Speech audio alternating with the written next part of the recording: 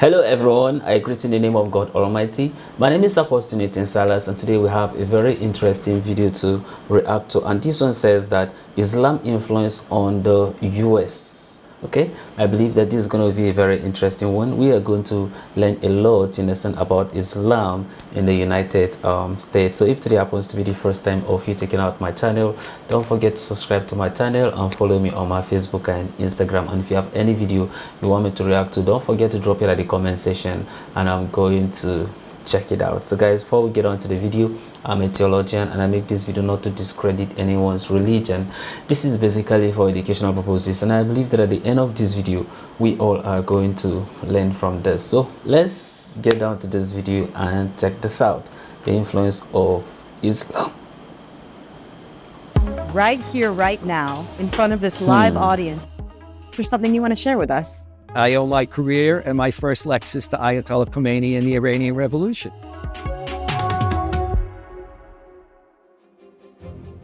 Taking center stage today is Dr. John Esposito, Distinguished University Professor at Georgetown University. He's a founding director of the Al-Walid Center for Muslim-Christian Understanding. He's also authored over 50 books on religion, Islam, and Islamophobia. Good to see you again. Yeah. Dr. Esposito. Thank you. I'm happy to be here. You've been doing this for a while, 40 plus years. Actually, probably 50, but we don't want to discuss that. Yeah, let's not go there. Yeah, go ahead. You've dedicated your life's work to promoting the understanding of Islam and Muslims. You're so passionate about it. Why? Why have you dedicated all of these years to this work? That was the question that I asked when I was in graduate school. The director of the department said that I should take a course in Islam, and I said, why? I was finishing a PhD, or I thought, supposed to be in Catholic theology, but then I became enamored by Hinduism, so then I was going to do a PhD in Hinduism. And then he asked me 3 times to do it, and I said, why would I do that? And the reason was I knew nothing about Islam. And what I had seen was a movie called The Exodus, and the person that wrote it was a famous author, and I thought he was a historian. And based on that movie, I thought, why would I want to devote my career and take the course? What happened was I agreed to take one course. I was in a monastery for a number of years. I wasn't ordained a priest, but I spent between the ages of 14 and 24 in the Capuchin Franciscans. I knew Judeo-Christian tradition, but suddenly I'm in a course and I'm suddenly faced with Islam, which was always in the US. Courses in Islam were put with Hinduism and Buddhism. So you had Judeo-Christian and then everything else, Hinduism, Buddhism. And I suddenly realized, wait a minute, this is a religion that recognizes the revelation and recognizes the prophets of the Old Testament, okay? And that recognizes the prophecy of Jesus, not the Son of God, but prophecy, that venerates Mary and even has a whole chapter, so that Mary actually appears much more in the Quran than she does in the New Testament. And I looked at the history and I thought, this, at least we should say academically, that we're looking at a Judeo-Christian Islamic tradition.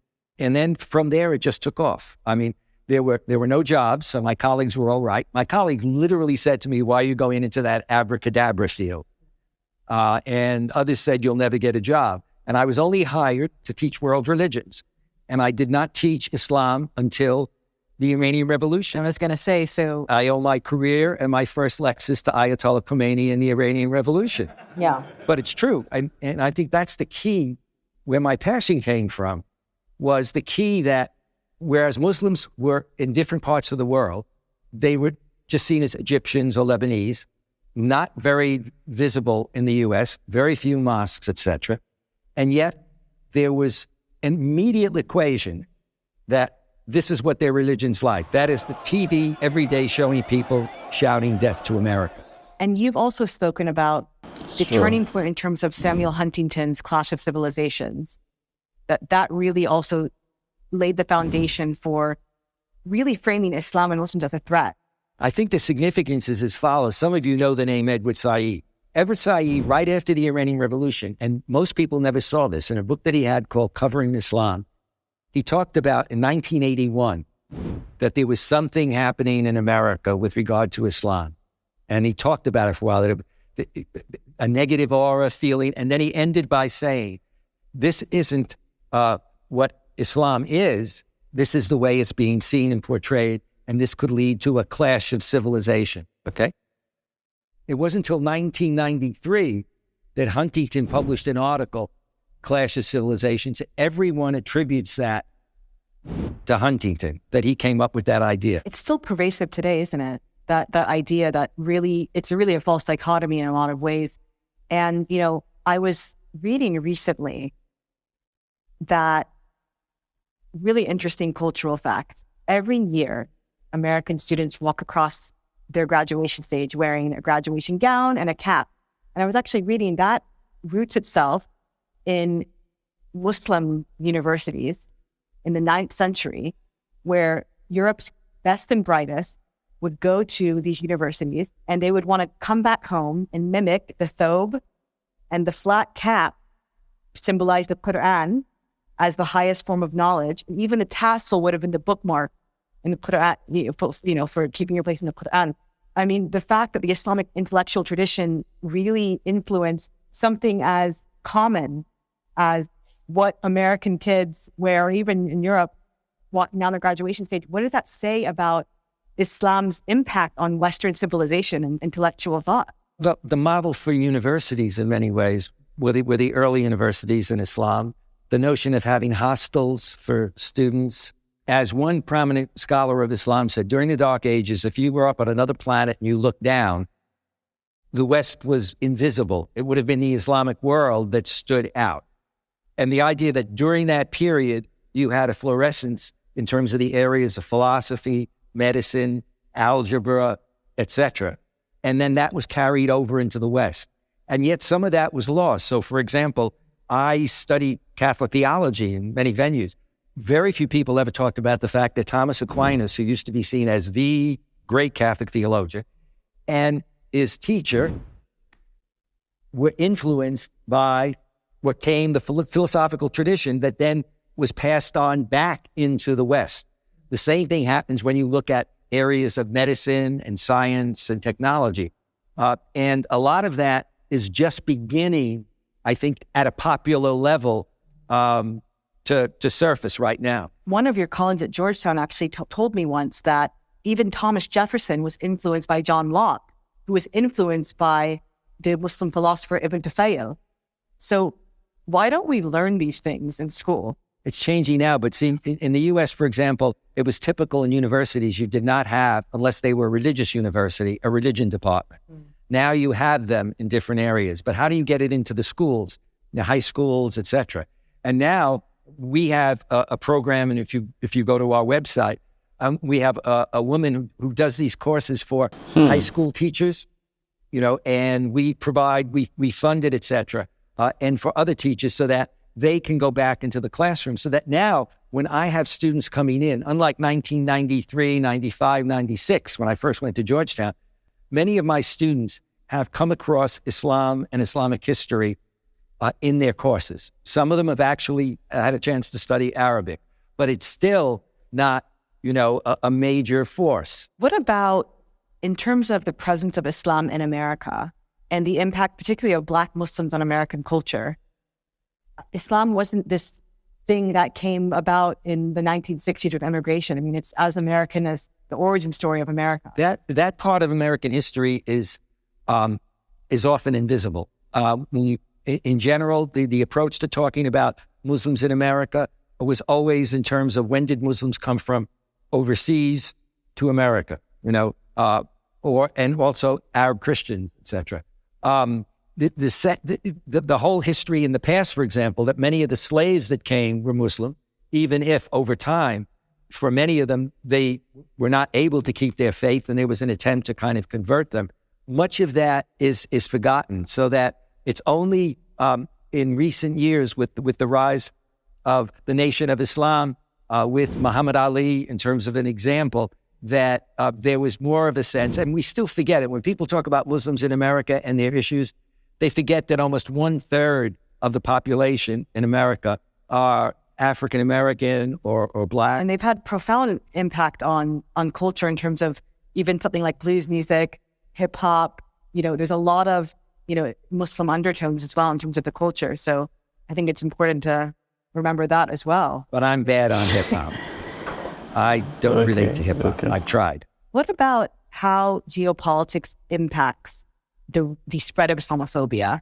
You saw the rise of Islamophobia in a lot of ways after 9/11, war on terror. It was really a top-down message, right, from the U.S. government, really perpetuating this idea of the Islamic threat. But now we live in a different world where we just had China, broker a deal between Saudi and Iran, as the U.S., has pulled out from Iraq, pulled out from Afghanistan. How has your outreach changed on the ground in terms of how you see things geopolitically? Well, what you see that really is depressing is that on the one hand, things have gotten better in terms of percentages of Americans and in some other countries too, but certainly in America, understanding Islam, but still a significant minority don't.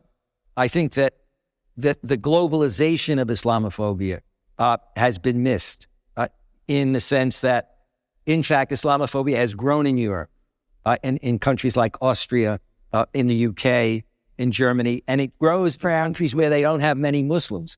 I mean, I've literally been at conferences or run a conference where somebody will get up and say, who's from Poland, for example, he'll say, the good news is we don't have many Muslims. The bad news is we have Islamophobia. A prominent Australian professor said the same thing. But now the globalization spills over, into China, no coverage of it. The first major publication in America that dealt with Islamophobia was in 2010, when you had the front cover of Time magazine saying, is America Islamophobic? What I realized about 8 years ago was that this wasn't going away. Things weren't getting better. Things were getting worse. What about the U.S. political environment? So during the Trump years, you literally had the fringe of the Islamophobia cottage industry in the White House. You had Stephen Miller in the White House. What's the shift from Biden now? Because obviously the rhetoric has changed, but what about the policies? When you look at the policies of the Biden-Blinken administration, I mean, sad to say from my point of view, there's no significant difference when it comes to their approach to the Middle East or to the Muslim world. There has been, the naming of a senior person in government, Rashad Hussain, but basically you do not see in their policies and the statements that are made, there's no significant shift. Right. You advised Biden, didn't you? I advised him after 9/11 when he was chair of the Foreign Relations Committee. What you discovered with Biden, and it wasn't unusual, after 9/11, a number of senators or former senators asked me to do some talks for senators and stuff. And what you discovered, and it was natural in those days, the Middle East was not taken seriously, And so most senators or Congress people had somebody on their staff that handled the Middle East. So they would then just rely on that person who would then write a report for them. And so when I met with President Biden, he was open to wanting to understand this, but you could see that, he's an expert on Europe, as he said, and particularly on France. And this wasn't part of what he was aware of or used to. John Kerry turned up at one of the briefings that I gave, and Kerry's a very brilliant guy, but there was no sense of that. And all of that shifted significantly really after 9/11. But that set the stage for the problem that we had. President Bush made went to a mosque and made a very nice statement. On the other hand, we invaded Iraq and basically said, it was to liberate and we occupy. I'm wondering, you have studied Islam for years. You've taught it for years. You have books literally called How to Understand Islam and Muslims. I'm paraphrasing now. What's something that you still don't understand about Islam and Muslims? I come from a Catholic background. I'm Italian American.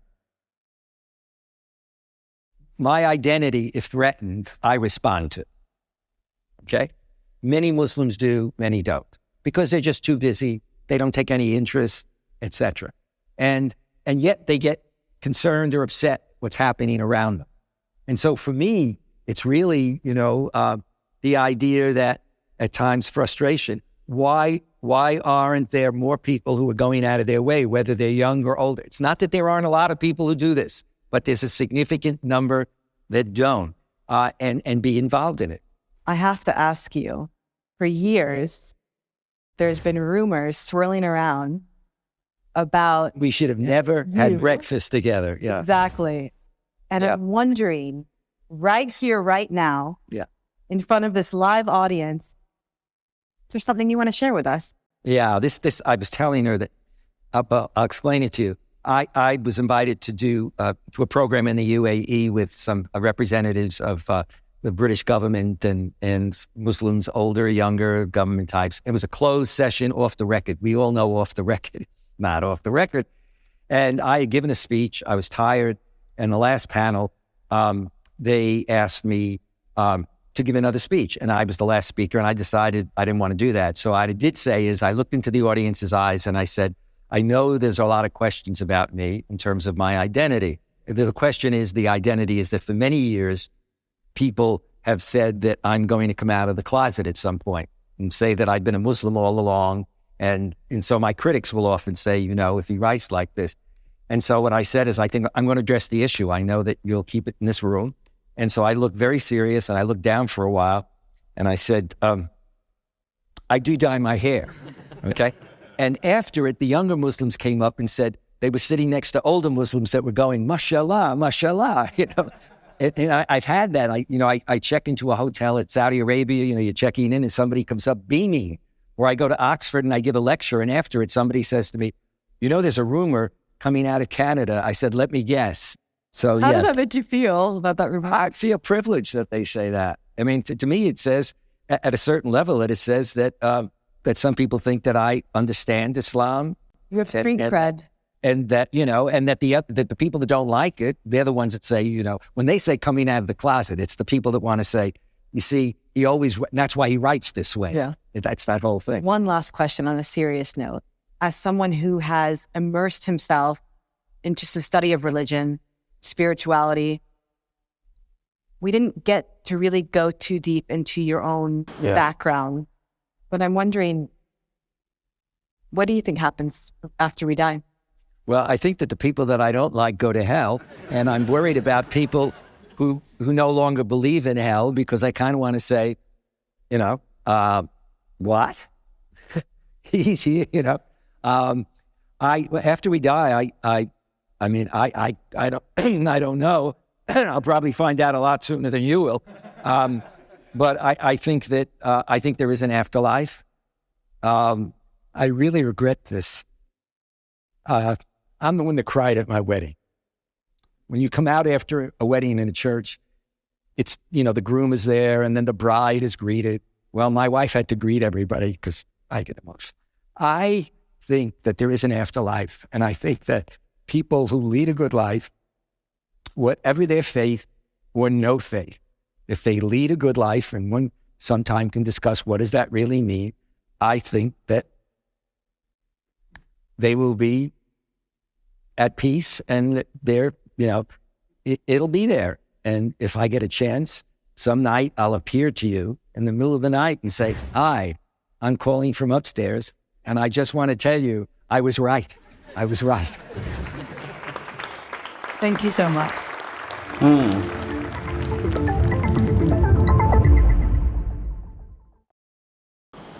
Whoa, that's a very interesting video, of course.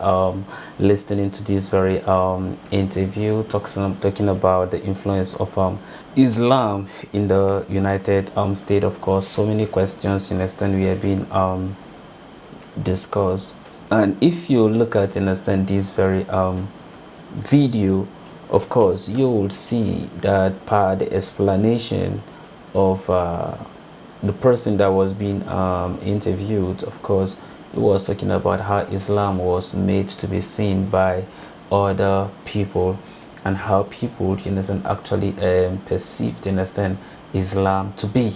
Well, anyway, so many things, in a sense, we have been put, in a sense, into an account, even though the interviewer was trying to find out to know if he can be able to come out to tell about, you understand, his religion, to whether he's Muslim or a Christian, despite the fact that he said that he has taught Islam, he has wrote so many books, you understand, about Islam and all that. Then you got to realize that, of course, he's actually a very influential person. If you look at some of the conversation he said that he had with Biden while he was a senator, and then also some of the advice he gave to Bush, then you realize that of course he has actually deal so many things. He has actually been influenced in terms of government programs, policy, foreign policies, about Islam, and also in the Middle East, and so many things, that he has done. A very interesting video, and I think I so much love this, but then in my next video I'm going to say something, all right, concerning this, and then you're gonna hear it, so I don't have to give you a, but at least you have a hint about what I'm gonna say. So a very interesting video, and I hope that some of you actually enjoyed this interview. Of course, I really loved it. Looking at this video, you got to realize that there are a lot of things that has been done in the West that it was actually gotten from the Middle East, or should I say from the Muslim. But what has now happened, that everything have rather changed, that before the European and also the Americans normally go to the Arab to go and learn, about some things, and that's when they are talking about the graduation gown and then the cap and then what they symbolize, right? But what has happened, that things have changed, that things are the way they are today, and that makes me, I want to say this. If some of you, go observe, critically, you realize that once America pull out from Iraq, Afghanistan,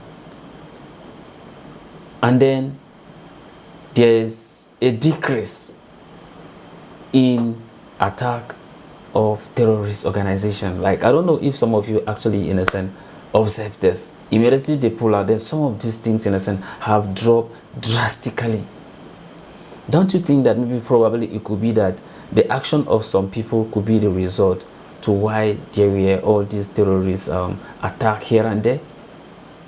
It's a question that I want us to discuss at the comment section, and as you do so, also indicate where you are commenting from, so that we can all learn from one another, and also tell the religions actually believe that you are, so that we can all learn from each other. So this is the end of my video. If you like my reaction, if you like, share and subscribe, and if you have any video you want me to react to, don't forget to drop it at the comment section, and I'm going to check it out. So guys, you remain blessed, and I see you in my next video.